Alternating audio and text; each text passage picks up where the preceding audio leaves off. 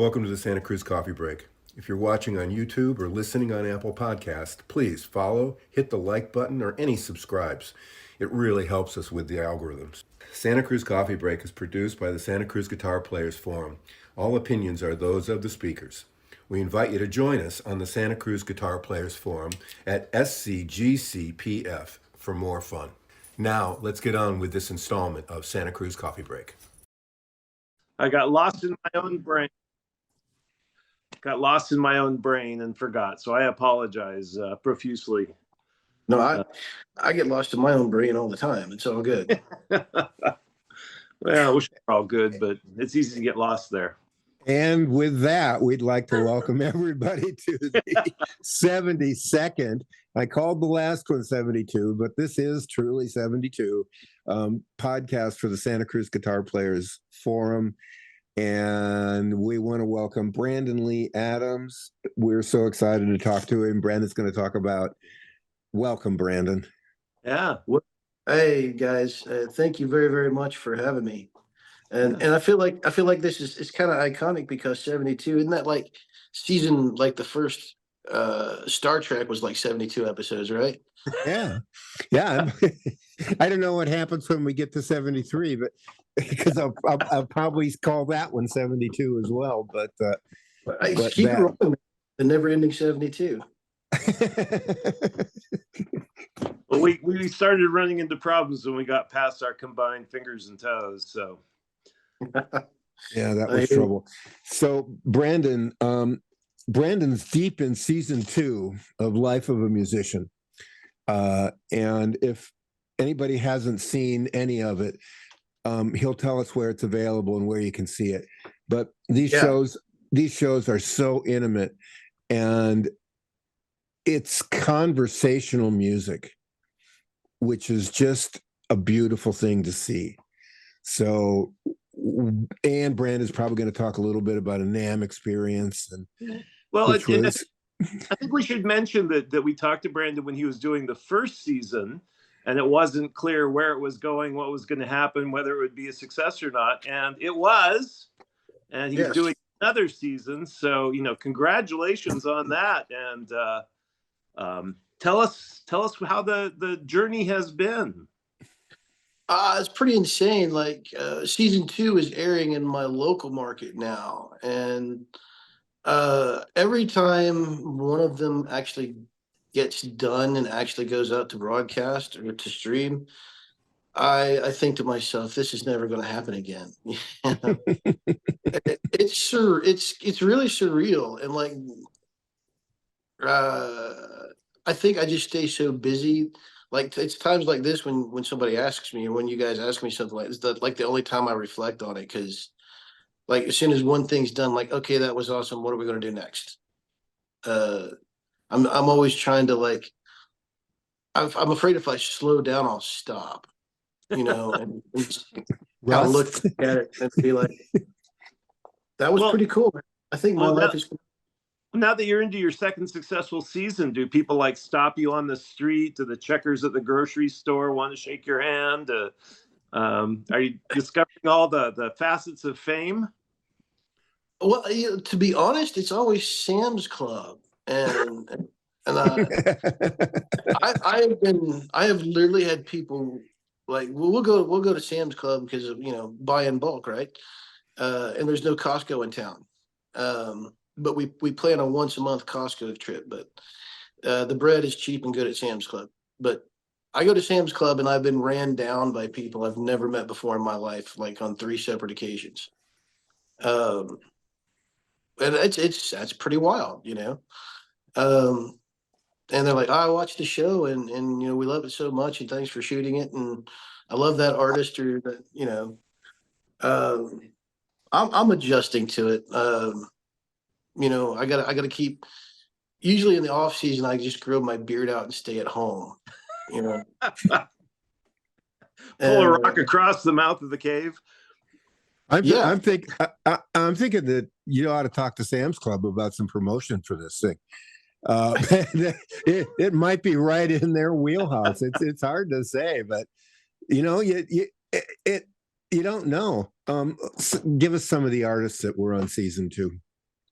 Oh, wow. Let's see. We have Janae Fleener. She is the now 5-time Academy of Country Music and Country Music Association Musician of the Year.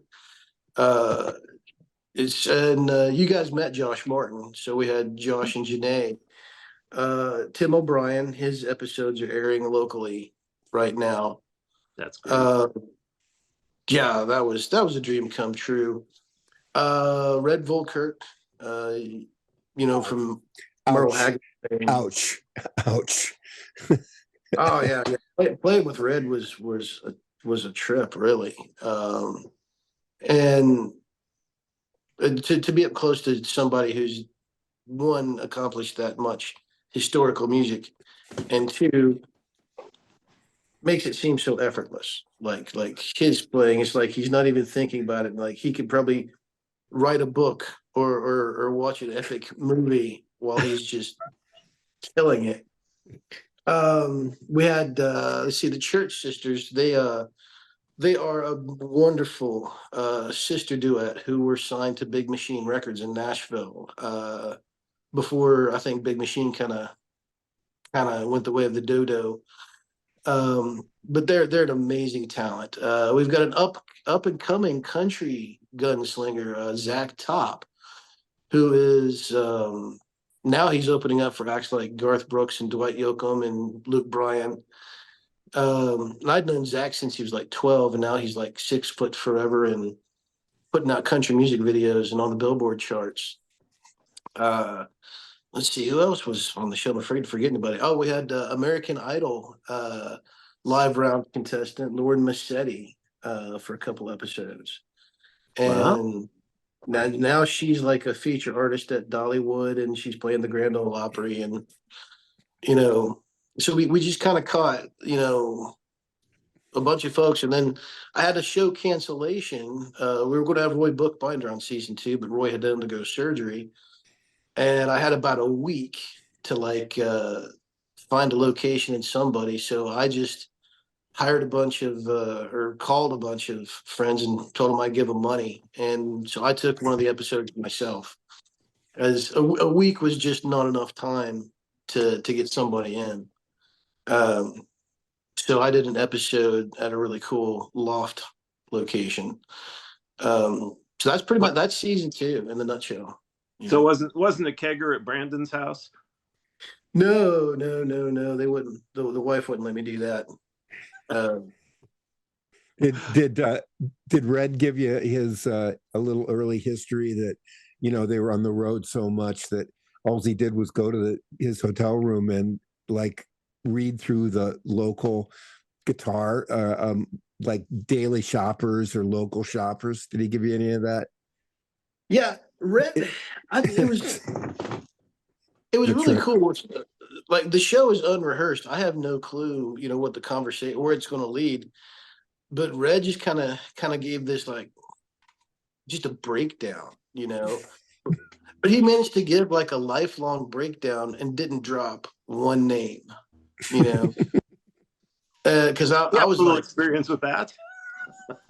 Yeah. Like he's going through. Yeah, I was in Bakersfield and Nashville, and we went over here, and I played a little bit over there for about 10 years, and then we did this for about 10, and never mentioned.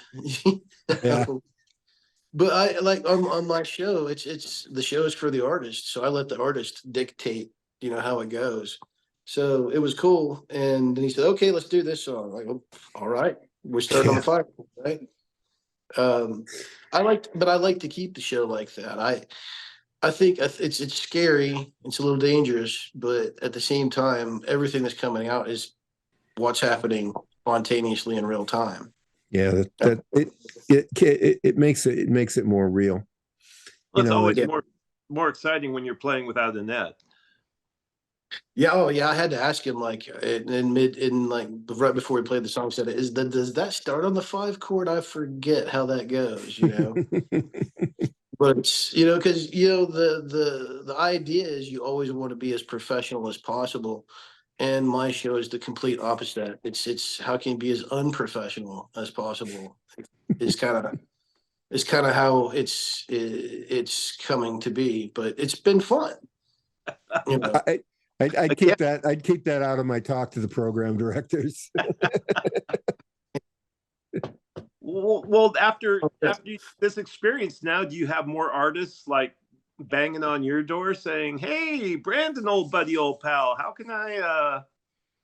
Yeah, there's a few, and it's always kind of it's tough because I started working on the season 2 artists before season 1 was airing, because we shape the show and we shape it around the guests' schedules. So I started working on season 3, and so yeah, I've had different friends say, "Hey, I want to get on the show," and they're like, "Oh, okay, well, when are you free?" And I'll be like, "I'm free," and it's like it always ends up being at the same time somebody else I've already talked to. It's like, man, uh, I, it's been insane. I will manage because it's my show, and as long as PBS will let me do it, I'll always get everybody in. I just can't guarantee what time they'll get in. Uh, just I don't know, man. I'm stoked about season 3, but season 2 is airing, so that I think that's kind of the burden. Um, it's new to everybody who watches it, but to me, I've been dealing with it for a year. Uh, so Well, it's just like, the other burden you have is it's not being carried by all the local PBS stations. You have to have a subscription to PBS or something online to get it in some areas, which is frustrating for some of us. that actually should be 100% free. So whatever station is not letting you carry that, text that to me, and I will personally, because we had the option of charging for that, Mhm. and we chose not to charge for the PBS passport. If that's what you're talking. No, it's not available over the air in all markets. You have to use a service like that. Yeah, and right now season 1 is made available, but it's like you have to wait. It's almost like every station is its own little town. And okay, the Life of a Musician is available in, for instance, we're talking in Reno, Nevada. So okay, so that station is going to pick up the Life of a Musician, but we're not going to pick it up in March. We're going to pick it up in May, and then we might air it on Tuesdays at 1 p.m. Whereas in Tallahassee, Florida, they're airing it on Fridays at 7. But they're not going to start the broadcast of it until March or until April. Right. So I guess just keep on your station about that. I heard a DJ had using the expression one time when I was actually on some charts, and I remember that I would look at the chart one week and my songs would be on it, and then the next week my songs were off of it. So I called, the DJ, who kind of is the ramrod of all that. And I said, why am I on the chart this week and on the chart I'm completely off next week? He said, well, it's like herding cats when you're talking acoustic music. And that seems to be the case with PBS. You're kind of trying to herd cats because everybody is their own independent little nation who decides for themselves what they're going to do with it. It's a good thing. I like the freedom of that. But it's really hard to keep track of at the same time. Well, it's definitely hard to get. I mean, the title is a tremendous title. I mean, it's a tremendous title. But then they go, well, there's nobody from San Francisco on, and that's what everybody wants to see. So these are all people from someplace else. No, we want our local guys on. So yeah, I completely 100% get what you're going through on that. Yeah, it's we've got a lot of Latin national artists. I mean, John Jurgensen on season 1, Joe McEwen, John's a California guy. James Nash will be great for it. Yeah, we're excited to have James on the show for season 3. Yeah, it'd be great. Well, it sounds like that you got the perfect title, Life of a Musician on the Road. Be like, Yeah. the Antiques Roadshow kind of thing, and Yeah, it's a thing that's it's starting to take it and develop its own legs. Um, and I'm one of the I'm a meticulous kind of person when it comes to things I work on. Uh, if I'm going to do a song, it's going to be I'm going to know that song, and every little inch of it is going to be something I'm familiar with. Um, and then I did a show that's completely organic, so I'm trying to figure out a way to be organized with the chaos at the same time. Uh, it's kind of wild, to be honest with you. I mean, it's like now it's something that has some life, and it's like I'm not even in control of it. Sometimes it feels like. No, that's It- brand. no. some I'm sorry, what did you say? some really wise words were said to me from my distributor, and he said, you just keep going. He said, no matter how many times you've put stuff out there, you don't know where it goes, and when somebody sees it, even though to you you did it 18 months ago, it's brand new. Yeah, exactly. Yeah. So it's just, as you say, they grow legs. It's just you got to find where the spider's at, and fill the hole, and then watch it happen. Yeah, it is out of control. It's so different than what we dealt with 15, even 10 years ago. Is there was a Yep. project, and you were, and it was down, and it was done, and you went forward, and you knew how it was going to be seen. Yeah, exactly. You have no idea. It's Yeah, and now it's so many, like with our show, we have a digital streaming plus the regular airplay broadcast. Um, and that's two different sets of numbers uh, that we have to look at. So, the passport streaming, that's the digital side of things, has its own numbers, and then the broadcast numbers you can only get from like Nielsen ratings. So if somebody was going to ask me what our Nielsen ratings were for episode 1 and 2 of this season so far, I couldn't even get that until we got the Nielsen ratings in. Uh, but you can get those passport ratings on Google Analytics, like, in 10 minutes. Yeah. It's like two worlds, and both of them one's running a lot faster than the other one. What about Europe? Are you locked in on that? Because they're, from talking with Isaac Yang at the show, Mhm. it looks like there's pretty big acoustic markets, Oh, Japan, absolutely. like Japan and Germany. Mhm. Looks like really big acoustic markets. So One of like my goals for this show, and believe it or not, I am in the very itty bitty infant stages of it. Is I would love eventually to take the show to, say, Ireland for like 40 days and work with Irish artists, and then take it to Germany for 40 days. Real guerrilla style filming. But so there's plenty of interest for that. And but the two biggest things you have to worry about are your budget. How are you gonna pay for it? And two, licensing.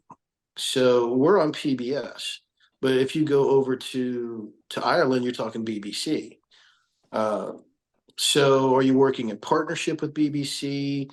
Is this gonna, okay, we'd love to have it over here, but now if you're in Ireland, we understand you're on public television in the US, but well, if we're going to let you play here, we're going to give you all these streaming rights and all of this. Well, we need you to be our partner too. And then how do I get BBC and PBS to play nice in the sandbox together? So it's a lot more complex than you yeah, think it would be when you yeah. start into it. Um, Well, and you Part of got to me keep just track of all the euros versus the dollars. So That's tough, man. You know, I I did a pub tour with me and another mandolin player, Johnny Stats, in 2019. We toured over there, and it was awesome. It was fun. It was a ball playing all those pubs in Ireland, but we could not figure out that exchange rate because they had the euros, the pound, and the dollar at the same time. Uh, we didn't know what was expensive and what wasn't expensive. It's like that. Well, that's £2. I'm like, well, that doesn't sound bad. Yeah. And my wife's like, that's $5. It's one potato chip. Yeah. Yeah. I was like, Any? Did you find any? You were at NAM. I got to meet you in person, which was really great. Rather than talking on this thing, besides the complete overload,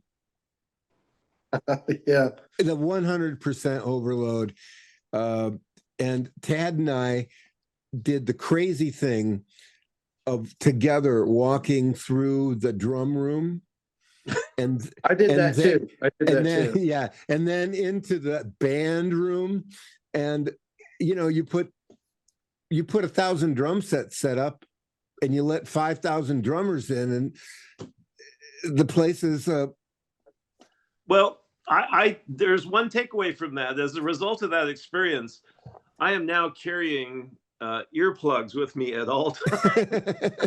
I have them right here in my pocket just in case I come across another drum room or another crazy band trying to show 12 on their bass amp. Yeah, that was so insane. I was like Brenda Martinez over with Santa Cruz. She's like my hero, like the greatest person in the world. Because it was like, oh my God, I have no clue where I am. Drum room. And I have no clue where I am. I'm like, well, if all else fails, I can call Brenda and maybe she'll come find me. That place is huge, man. Yeah. It was my first time too, and it was interesting. It was a lot of fun to look at a lot of that stuff and to get a chance to experience that. But honestly, I don't need to do it again. As soon as I'm done. Yeah. Okay. Love you. All right, bye. Calls from the boss. Yeah, exactly. So a quick question: with all the filming and with all the artists you've been talking with and meeting with and coordinating with, how has this affected you and your musicianship, your songwriting, your whatever? I mean, are you feeling like this is adding to what you have in your toolbox? Is it inspiring you to go in directions that you haven't tried? Is it holding you back? I don't know. No, it's been nothing short of inspirational and driving for me. Like I was literally, for instance, I'm playing it. They're giving away the first Tony Rice scholarship over in Eden, North Carolina in June. And I'm bringing kind of an all-star band with me, and we're going to do a complete hour and a half Rice set. And I'm, up at 3 o'clock in the morning rehearsing all these crazy jazz numbers he did. And I was kind of, at first when I started doing the show, I figured, hey, I'll just do the show and that's going to scratch my musical itch. But now that I've been doing it and playing with a lot of my friends and some of my heroes, I've been inspired I'm going to go into the studio at some point, possibly this fall, and do another album for myself. Great. Because the show, it's been kind of like a shot in the arm of inspiration, and motivation. Now my life is like, it's like my life is music now. But I have to, plan my schedule. So these days I go to bed like 8:30, 9 o'clock, and I get up at 3:30 so I can practice until, 9. And then, okay, from 9 to whenever I'm going to grab some breakfast, feed the cat, take out the trash, and then deal with the business end of things, and then family time, and then bed. But I'm actually loving the routine, if that makes any sense, because it's all moving towards something that I love. It's creating music, and everybody has been so kind, and I hope that answers the question. I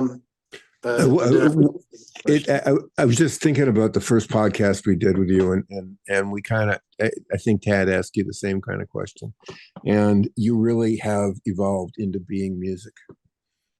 You know, you were looking around for just the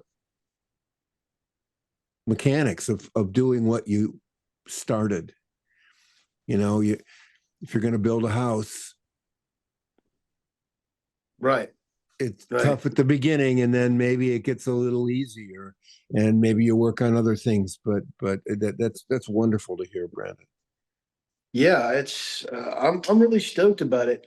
I enjoy the challenge of it. I have no clue when I'm going to have time to actually record an album, but I'm already putting the plan in process. I've got a friend who's bringing the studio down from Falls Church, Virginia, and we're going to set up in a church that was built in 1850.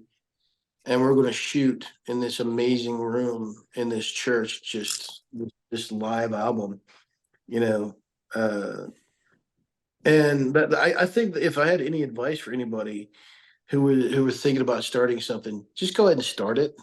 You know, just go ahead and start it and let the chips fall where they may. You know, because if you keep talking about someday, but you don't do anything, it's always going to be someday. But if you say to your buddy, so remember when you said you would bring your studio down? How's about August?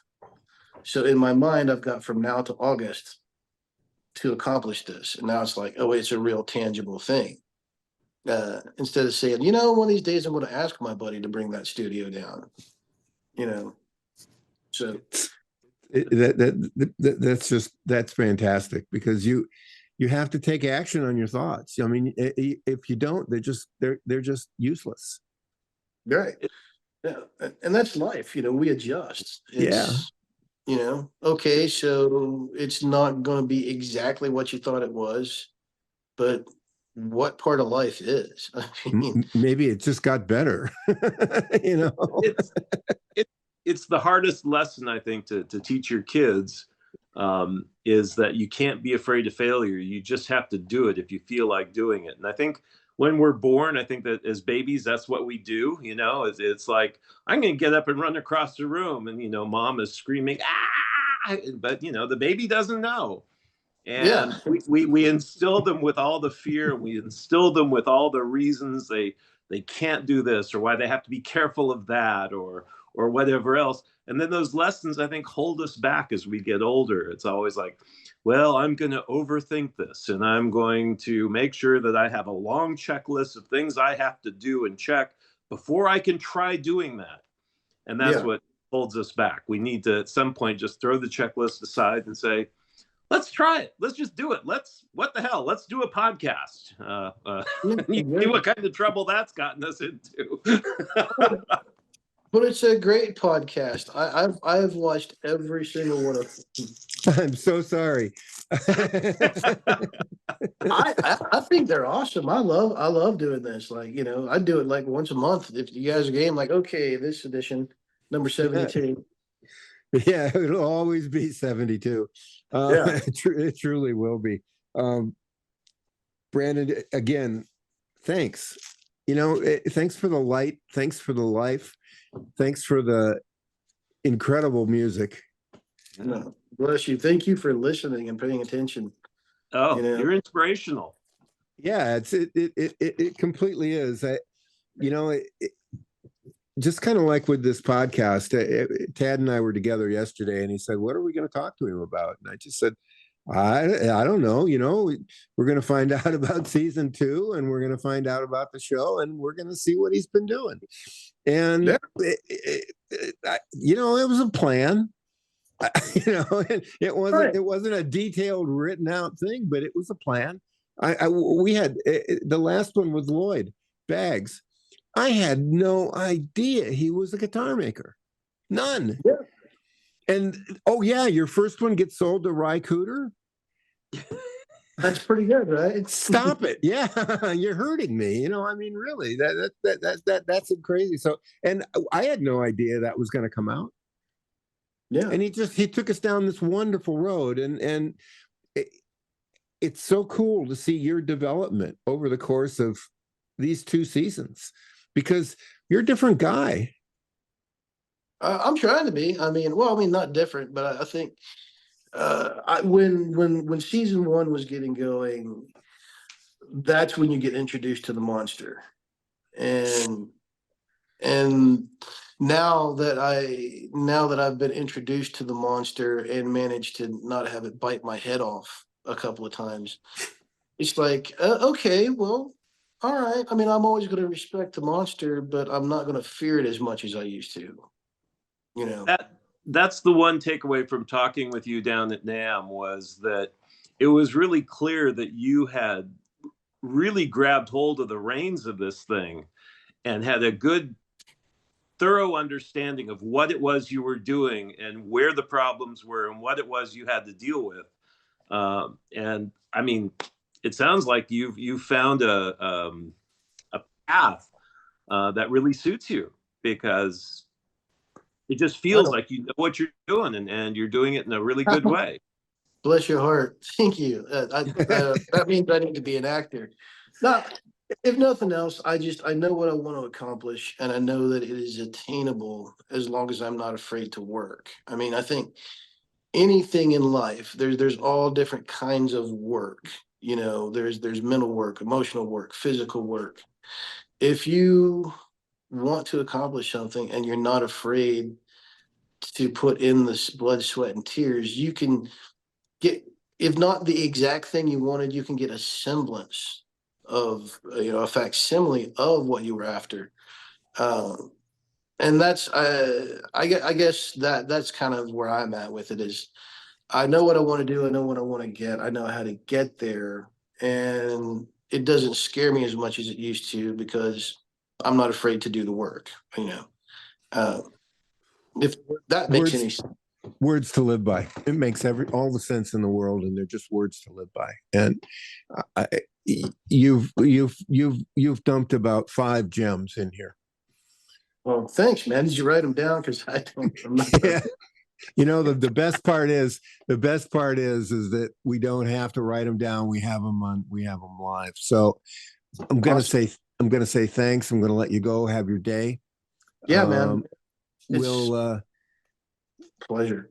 Yeah, we can't thank you enough for this. I love talking with you guys. This is like completely fun. This is like the highlight of my day, and now I have to go make phone calls and now we have all to the work for it. And let's say to everybody who might be listening to this podcast to call their local PBS station, and if they don't have Life of a Musician on their schedule, tell them to get it on there. Grassroots. Let's just pound them. Yeah. Amen. Many, many, many thanks. I appreciate every little bit of it. Okay. You take care, Brandon. Hey, have a good day. Talk to you, Brandon. We hope you enjoyed this installment of the Santa Cruz Coffee Break. For more music-related fun, please join the Santa Cruz Guitar Players Forum at SCGCPF or santacruzguitarplayers.com. If you have any questions or possible podcast topics, please contact us. If you have a product or service that you feel would be of value to our listeners, please consider adding your support and keeping the coffee pot on. Contact us for more information. We ask that you hit the like, follow, bell, or bookmark buttons so we can keep you informed of upcoming podcast episodes. We hope you enjoyed Santa Cruz Coffee Break. Now it's time to go play your guitar.